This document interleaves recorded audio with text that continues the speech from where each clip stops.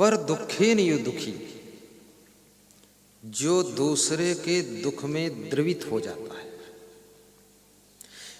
जिसके लिए दूसरे का दुख अपना दुख बन जाता है, दूसरे की पीड़ा अपनी पीड़ा लगती है, दूसरे का कष्ट अपना कष्ट लगता है, दूसरे की तकलीफ पोतानी तकलीफ लगती है। थोड़ा गुजराती बोल दूं चलेगा? और गुजराती में मिस्टेक हो जाए तो क्षमा करोगे कि नहीं? क्षमा कर देना, क्योंकि आती नहीं है, अंदाज से बोलूंगा। वह व्यक्ति सुखो यस्सु परस्त्रिया, अंकित भाई ध्यान देना, जो दूसरे के सुख में प्रसन्न होता है, जो दूसरे के आनंद में आनंदित होता है, जो दूसरों की प्रसन्नता देख करके खुश हो जाता है, और जो दूसरों की उन्नति देख करके भी खुश होता है। ये दो बातें हो गई। एक तो जो दूसरों के दुख में दुखी हो जाता है, दूसरा जो दूसरों के सुख में सुखी होता है। तो पद्म पुराण का ऋषि कहता है, साक्षात देव हरि स्वयं संसारे यस्मिन सह विज्ञा, विज्ञा माने जानना चाहिए, और संसारे अस्मिन मतलब इस संसार में उसको जानना चाहिए क्या? साक्षात हरि स्वयं, वो स्वयं साक्षात हरि भगवान का रूप है, जो दूसरे के दुख में पिघल जाता है और दूसरे के सुख में खुशी हो जाता है। साक्षात हरि भगवान। अब आप अंदाज लगाइए, क्या ऐसा कोई साधारण इंसान में होता है? नहीं होता है। ये सिंपल सा अर्थ है, सिंपल सा श्लोक है, पद्म पुराण का श्लोक है, लगता है साधारण बात है, लेकिन बात बहुत असाधारण है। ये छोटी बात नहीं है कि दूसरे के दुख में द्रवित होना। ज्यादातर मनुष्य का मन ईर्ष्यालु है, दूसरे को सुखी देखकर दुखी होता है, दूसरे को अच्छे मकान में रहता हुआ देख करके इसको दुख होता है। इसको इस बात का दुख नहीं कि मैं झोपड़ी में रह रहा हूं, इस बात का दुख है पड़ोसी अच्छे मकान में क्यों रह रहा है, इस बात का दुख नहीं कि मैं साइकिल से चल रहा हूं, इस बात का दुख है ये आदमी फॉर्च्यूनर से क्यों चल रहा है, इतनी अच्छी गाड़ी कहां से मिली। इस बात का दुख नहीं कि मेरी साड़ी साधारण है, इस बात का दुख है पड़ोसिन की साड़ी इतनी टॉप की बॉम्बे वाली क्यों है। ये सारा दुख है। सामान्य लोगों के लिए दूसरों का सुख दुख बना हुआ है, और दूसरों का दुख उनका सुख बना हुआ है, उल्टा है। ये हरि भगवान कैसे हो सकते हैं? हरि भगवान साक्षात रूप बनना ये साधारण साधना नहीं है। बहुत बड़ा ज्ञान होगा, आत्म ज्ञान होगा, गहरा बोध हो जाएगा, वही व्यक्ति उठ सकता है इस बात पर। कुंभ मेला उज्जैन में हमारे साथ में उत्तर प्रदेश के कमिश्नर और 2-3 संत, और पीछे गाड़ी में 5-6 संत, 2 गाड़ियों से हम राउंड ले रहे थे कुंभ मेला में। तो मेरा तो परमिशन था कुंभ मेला के अंदर कहीं गाड़ी ले जाऊं, तो परमिट था, लगा था गाड़ी में, जाओ, कोई रोकती नहीं पुलिस। और वहां बहुत सारे लोग पैदल चल रहे थे, लाखों लोग। अब लाखों लोगों में मेरी गाड़ी, तो एक झुंड स्त्रियों का मिला, उसमें लड़कियां थी नई नई। वो लड़कियां क्या बोलती है कि हम लोग पैदल चल रहे हैं, ये लोग गाड़ी में क्यों जा रहे हैं।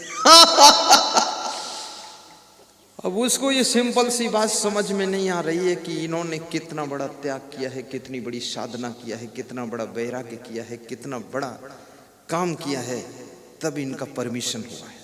ये लंबी यात्रा इनकी रही है, साधना की, सेवा की, समाज को सुधारने की, जागृति पैदा करने की, तब जाकर गाड़ी से जाने का परमिशन मिला है मेला के अंदर। और तुमने क्या किया है? खाली लिपस्टिक लगाया है, गाल में रंग, खोपड़ी में रंग, बाल में रंग, ओठों में रंग, नाखून में रंग, पाँव में रंग, रंग में रंग, सभी हो गए दंग, घर भर तंग। और फिर बराबरी मेरी कर रही हो। तो मैं जवाब तो कुछ नहीं दिया, क्योंकि वहां जवाब सुनेगा कौन, फालतू बात। पुरुष का वो सुन लिया मैंने। तो कमिश्नर मेरे साथ बैठा था, वो बोला क्या कह रही है? हमने कह रही है बहुत ऊंचे महात्मा जा रहे हैं। तो बोले ठीक है, अब उसको बताओ तो वो कुछ और बोलेगा। कोई व्यक्ति कैसे इतनी ऊंचाई पर पहुंचा है, उसके पीछे उसकी कड़ी मेहनत, उसका समर्पण, उसका त्याग, उसका सही डिसीजन, और दिन रात उसका अलर्ट रहना, सावधान रहना। कदम कदम पर उसने चुन चुन के रास्ते पर पांव रखे हैं, तब आज जा करके वो इतनी बड़ी ऊंचाई पर व्यक्ति पहुंचा है। उससे ईर्ष्या मत करो, बल्कि उससे तरीका सीखो कि हम भी ये राह पकड़ सकते हैं। ये भारत देश ईर्ष्यालुओं का देश है। यहाँ ईर्ष्या करने वालों की संख्या भारी है। लोग आग में तो नहीं जलते हैं, लेकिन लोग ईर्ष्या की आग में जलते रहते हैं। और ऐसी विचित्र आग है ये। महात्मा विदुर कहते हैं, ईर्ष्यो घृणी न संतुष्टा, क्रोधनो नित्य संकिता, पर भाग्योपजीवी चा खड़े ते नित्य दुखिता।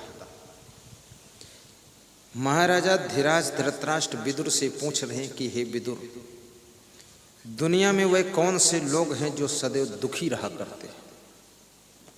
तो महात्मा विदुर कहते हैं, जो दूसरों से ईर्ष्या करते हैं वे सदैव दुखी रहा करते हैं। ईर्ष्या एक ऐसी चीज है, ना हुआ दुख भी ये पैदा कर देती है। आपके पास में कोई दुख नहीं है, फिर भी ईर्ष्या तो को दुख में ढकेल देगी। और ईर्ष्या के ऐसे लक्षण होते हैं। क्या होता है? एक आदमी शंकर भगवान का ध्यान कर रहा था, और शंकर भगवान का एक नाम भोला बाबा भी है। भोला बाबा कहते नहीं। अब भोला किसे कहते हैं आप समझते हो? घर में उसको भोला कहते हैं, उस स्त्री को भोली कहते हैं जो बिना सोचे विचारे कुछ काम करे, वो भोला भाला है। तो शंकर भगवान भी ज्यादा सोच विचार नहीं करते थे, कर देते थे जो आ गया मूड में। ये रावण के पास में जो सोने की लंका थी, इसको रावण ने नहीं बनाया था। शायद आपको पता नहीं होगा, मैं बता देता हूँ। इसको किसने बनाया था? इसको गुजरात वालों ने बनाया था। अरे तुमने नहीं बनाया था, तुम ज्यादा खुश मत हो। इसको किसने बनाया था फिर? इसको शंकर भगवान ने बनाया था। किसने बनाया था? शंकर भगवान की थी वो सोने की लंका, सोने का भवन। ये रावण जैसे खुराफाती लोग, उत्पाती लोग, व्याघाती लोग, धमाल करने वाले लोग, ये सोने की लंका बनाना तो दूर है, उसको बचाने की बुद्धि आ जाए वही बहुत बड़ी बात है। बना तो सके नहीं, बचा भी नहीं सके और राख हो गई। शंकर भगवान हंस रहे थे कि तू बना भी नहीं पाया और बचा भी नहीं पाया। शंकर भगवान का ध्यान लगा रहा था रावण। रावण जैसे लोग भी कोई न कोई भगवान का ध्यान करते रहते हैं और भगवान से शक्ति मांगते रहते कि हे भगवान, इतनी बड़ी खुराफात अकेले से तो नहीं हो पाएगी, तू भी मदद कर। हाँ, तो बोलता था ओम नमः शिवाय, ओम नमः शिवाय, ओम नमः शिवाय। शंकर भगवान खुश हो गए। उन्होंने कहा क्या मांगता है तू? बोले जो सोने का भवन आपने बनाया है ये हमको दे दीजिए। तो शंकर भगवान ने कहा एवं मस्त, ऐसा ही होगा, आपको दे दिया मैंने। तो पार्वती जी ने पूछा बिना सोचे विचारे देते हो, भोला बने बैठे हो। उसी दिन से उनका नाम भोला हो गया है। भोला। ऐसे कितनी स्त्रियों के पति भी भोला है, वो भी बिना सोचे विचारे कुछ दे देता है तो उसको पत्नी बोलती बड़े भोला भाला बने घूमते हो। और कितनी कोई स्त्रियां भी भोली है, वो सोचती विचारती ज्यादा नहीं, भोली भाली है। और जिसका पति भी भोला भाला हो और पत्नी भी भोली भाली हो, तब तो डंका बजाओ, मस्त हो गया काम सब, कौन संभालेगा। लेकिन पार्वती जी समझदार थी, शिव जी के लिए हुए डिसीजन में रोकने के लिए जिद नहीं करती थी कि आपने दे दिया, अगर मैं रोकती हूं तो आपके सम्मान का सवाल खड़ा हो गया, इसलिए आपने दे दिया तो दे दिया, कोई बात नहीं। जब आप सोने का भवन बना सकते हो, दे सकते हो, तो आप में तो बनाने की कला है, जरूरत होगी तो दूसरा बना लोगे, और नहीं जरूरत होगी तो शिव जी ने कहा इसलिए दे दिया कि सोने के महल में तू रहेगी तो हमेशा डर लगेगा, इसलिए कैलाश पर्वत पर घूमती रहे, निडर रहेगा। हाँ, डर नहीं लगता है। अभी आप देख लो, जो लेडीज सोना पहन कर आई है, गले में सोना, हाथ में सोना, कान में सोना, नाक में सोना, सोना में सोना, पाँव में सोना, कमर में सोना, जहाँ देखो वहाँ सोना, जिसके पास बहुत सोना, तो उस लेडीज को डर लगता है। क्या डर लगता है? वो बार बार अपने गले में हाथ चला लेती है कि चैन है कि गई, फिर कान को टटोल लेती, कुंडल है कि गया।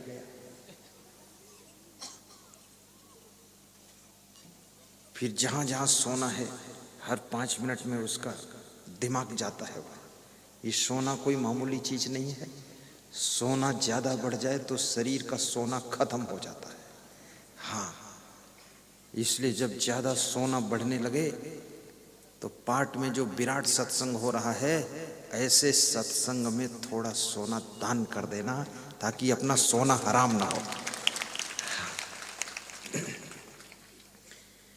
सोना चांदी भी दान करना चाहिए।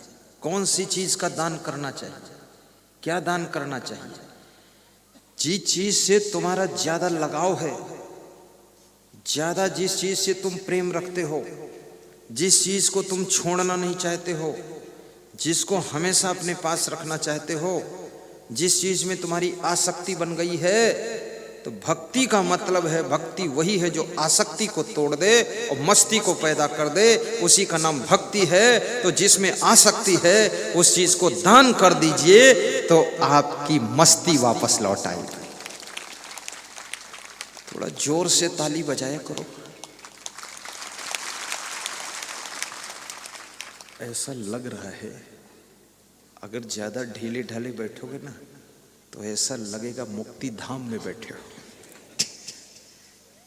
ऐसे जोर से मारना चाहिए।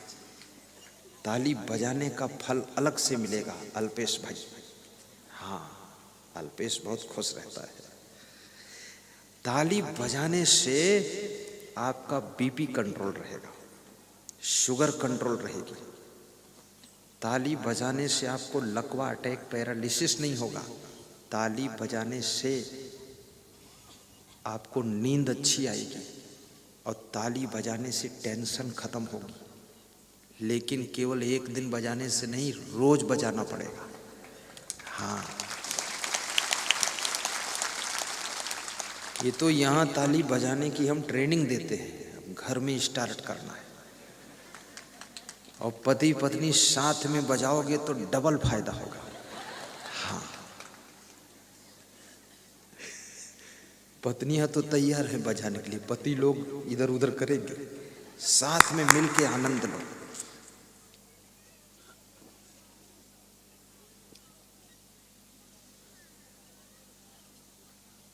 साहिब बंदगी बोलो, कहो साहिब बंदगी।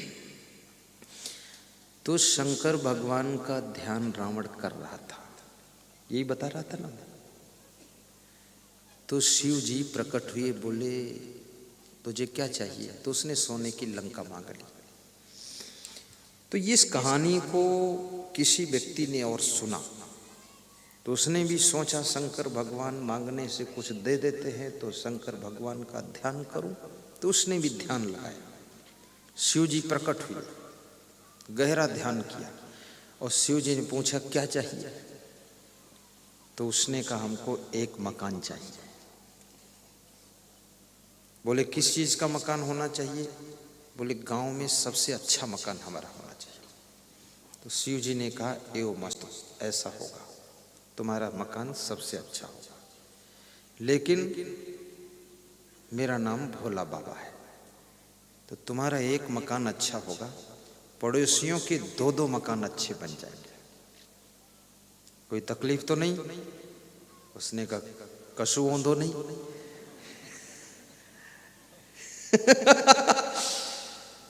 तो जब वो घर आया उसने देखा उसका एक मकान अच्छा बना हुआ है, अंदर प्रवेश किया, पत्नी बच्चे सब खुश हो गए। तुम यदि अपना अच्छा मकान बनाओगे तो तुम्हारी पत्नी तुम्हारे बच्चे बहुत खुश होंगे, इसलिए हर व्यक्ति को अच्छा मकान बनाना चाहिए। अब ऐसा नहीं कि भोला बाबा का ध्यान लगाओ उनसे मांगो मकान, वो तो मिलने वाला नहीं है, इस कहानी को सच मत मान लेना। मिलेगा, कैसे मिलेगा? गुरुदेव की भक्ति करो, सत्संग सुनो, अच्छे विचार रखो, कड़ा परिश्रम करो, सही डिसीजन लो और मन लगाकर काम करो तो आपका मकान अच्छा बनेगा। अच्छी गाड़ी रखोगे तो परिवार के लोग थोड़ा प्रसन्न रहेंगे। बच्चों को ऊंची शिक्षा दिलाओगे तो बच्चों का भविष्य अच्छा रहेगा। और स्वयं का स्वास्थ्य अच्छा रखोगे तो तुम सुखी रहोगे। अपने स्वास्थ्य का भी ध्यान रखना, क्या खाना है, कितना खाना है, कब खाना है, क्यों खाना है, सुबह क्या खाना है, शाम को क्या खाना है और कितनी मात्रा में खाना है। ज़्यादा नहीं खाना है, कम भी नहीं खाना है, पर्याप्त खाना है, जितना ज़रूरत उतना खाना है, जो ज़रूरत वो खाना है, जो ज़रूरत नहीं उसको नहीं खाना है। शाकाहारी रहना है, मांसाहारी नहीं रहना है, ड्रिंक नहीं लेना है, दूध पीना है, दारू नहीं पीना है। कैसे जीना है, कैसे सोना है, कब सोना है, कब जागना है। युक्ताहार विहारस्य युक्त चेष्टस्य कर्मसु युक्त स्वप्नाओ बोधस्य योगो भवत दुःखः। कृष्ण कहते हैं जिसका आहार विहार और कर्म और शयन जागरण यथा योग्य है वह व्यक्ति सुखी हो जाता है, वही योगी बन जाता है और वही व्यक्ति दुखों से पार हो जाता है। इसलिए आहार विहार सुधारिए। मौसमी के रस में शक्कर मिलाकर पियोगे आपके चर्म रोग हो जाएगा, खून में विकृति आ जाएगी, खून अशुद्ध हो जाएगा, लोही अशुद्ध थाई छे। और यदि मौसमी के रस में नमक मिलाकर पियोगे तो फिर आपका खून शुद्ध हो जाएगा, चेहरा लाइटदार चमकेगा, चर्म रोग मिट जाएंगे। मौसमी वही है, शक्कर मिलाना है कि नमक मिलाना है। नमक मिलाओगे फायदा होगा, शक्कर मिलाकर पियोगे नुकसान होगा। दही शाम को खाओगे सर्दी जुकाम होगा और दही सुबह खिचड़ी के साथ खाओगे पेट की सारी बीमारी निकल जाएगी। कब खाना है? पपीता खा करके दूध पी लोगे पेट खराब हो जाएगा, पपीता खा करके कुछ भी नहीं पियोगे पेट का डाइजेशन ठीक हो जाएगा। तो ये चीज को समझना है। कच्चा पच्चा भी मत खाओ, अच्छा बनाकर खाओ, शुद्ध पवित्र खाओ, उलुल जुलुल मत खाओ। हमारा भंडारी है यहाँ बैठा, हाथ जोड़ो भंडारी साहब। ये रोज नया आइटम बनाता है। बाबा पधारो। ये भंडारी नया आइटम बनाता है। नया आइटम क्या मतलब? वही मतलब जो तुम जानते हो। कहीं रोटी में मेथी डाल देता है, पत्ती। मेथी की पत्तियां शुगर को खत्म करती है, उसको डाल देता है कभी कभी। और ऐसे अध्यात्म वालों को लहसुन प्याज नहीं खाना चाहिए, पर याद रखना प्याज भले मत खाना, पर चुपके से थोड़ा लहसुन खा लेना। लेकिन प्रचार मत करना, क्योंकि लहसुन गैस ट्रबल को खत्म करता है, लहसुन हार्ट अटैक को रोकता है, और लहसुन घुटना जॉइंट दर्द को कंट्रोल करता है, लहसुन कोलेस्ट्रॉल को खत्म करता है, और लहसुन पेट में भूख खूब लगाता है। लेकिन थोड़ा सा लेना। अधिक लहसुन खाने से क्या होगा? क्या होगा? जो होगा वो होगा। ऐसा होगा जो कभी नहीं हुआ वो हो जाएगा। अधिक लहसुन खाने से गला सूखेगा, प्यास बहुत लगेगी, गर्मी करेगा। और लहसुन ब्रह्मचर्य को भी मजबूत करता है। और जिन प्रदेशों में गर्मी बहुत होती है सूरज बहुत तपता है, उनको थोड़ा प्याज खाना चाहिए। प्याज गर्मी से लड़ने की ताकत पैदा करता है शरीर में। उनको टमाटर थोड़ा खाना चाहिए। टमाटर ये गर्मी से लड़ने की ताकत पैदा करता है। उनको थोड़ा जाम फल भी खाना चाहिए, वो गर्मी से लड़ने की ताकत पैदा करता है। ये सब खाने पीने की सावधानियां। तो वो एक भगत शंकर भगवान से मांगा, एक मकान चाहिए, मकान मिल गया। सवेरे उठकर देखा पड़ोसियों के पास में दो दो अच्छे मकान हैं। उसका मन बड़ा दुखी हुआ। फिर आया शंकर भगवान के मंदिर में बैठकर ध्यान लगाया। शंकर जी प्रकट हुए, बोले अब क्या चाहिए, बार बार डिस्टर्ब करता है, कल तो मकान मांग कर ले गया, अब क्या बात, परेशानी क्या। बोले अब ये चाहिए कि मेरी एक आंख फूट जाए। बोले आंख क्यों फोड़ना चाहता है। बोले आप भोला भगवान हैं, आपसे क्या मतलब, आंख फूटने दो। एक आंख फूट जाए और एक टांग टूट जाए मेरी। तो भोला बाबा तो थे ही, उन्होंने विचार नहीं किया। बोला ये मस्त ऐसा भी होगा और पड़ोसियों का डबल होगा। अब वो जो घर आया लंगड़ाते लंगड़ाते, उसकी एक टांग टूट गई और एक आंख से तो दिख रहा था, एक आंख फूट गई। तो उसने देखा जितने गांव के लोग थे सबकी दोनों टांगें टूट गई, दोनों आंखें फूट गई। पूरा गांव अंधा बैठा है, पूरा गांव जो है दोनों टांगें तोड़कर बैठा है। उसने कहा अब ठीक रहा। तो भोला बाबा ने पूछा तूने ऐसा वरदान क्यों मांगा। बोले मैंने तपस्या किया, मैंने ध्यान किया और मेरे ध्यान से खुश होकर आपने एक मकान हमको दिया और इन लोगों ने फोकट में डबल डबल मकान प्राप्त किया। तो मैंने इनको इसकी सजा दिया है कि अब मेरी एक टांग टूट गई, इनकी दोनों टूट गई, मेरी एक आंख फूट गई, इनकी दोनों फूट गई। अब इसमें मैं एक टांग तोड़वा कर भी खुश हूं क्योंकि इनकी दोनों टूटी है, इसलिए एक आंख फोड़वा कर भी खुश हूं क्योंकि दोनों आंखों से अंधे हो गए। ये आदमी की दशा है, इसका नाम ईर्ष्या है। ईर्ष्या खुद का नुकसान करके भी दूसरों का पूरा नुकसान करके खुश होती है। और विवेक दूसरों का फायदा करके खुश होता है। जिनके अंदर विवेक जग जाता है वे स्वयं के विकास के लिए प्रयास करते हैं और दूसरों की उन्नति में मदद करते हैं और दूसरों की उन्नति को देख करके प्रेरणा लेते हैं और दूसरों को सुखी देखकर खुश होते हैं, दूसरों को दुखी देखकर द्रवित हो जाते हैं। याद रखना, जो दूसरों को मदद करता है ये प्रकृति उसको मदद करती है और जो दूसरों की टांग खींचता है ये कुदरत उसकी टांग खींच लेती है। और जो दूसरों का बिस्तर छीन लेता है ये कुदरत उसके विश्राम को छीन लेती है। और जो दूसरों का भोजन छीन लेता है उसकी भूख प्रकृति छीन लेती है। और जो दूसरों को सोना हराम करता है उसकी नींद को ये कुदरत छीन लेती है। इसलिए याद रखना, दूसरों का ख्याल करो तभी सुख मिलेगा।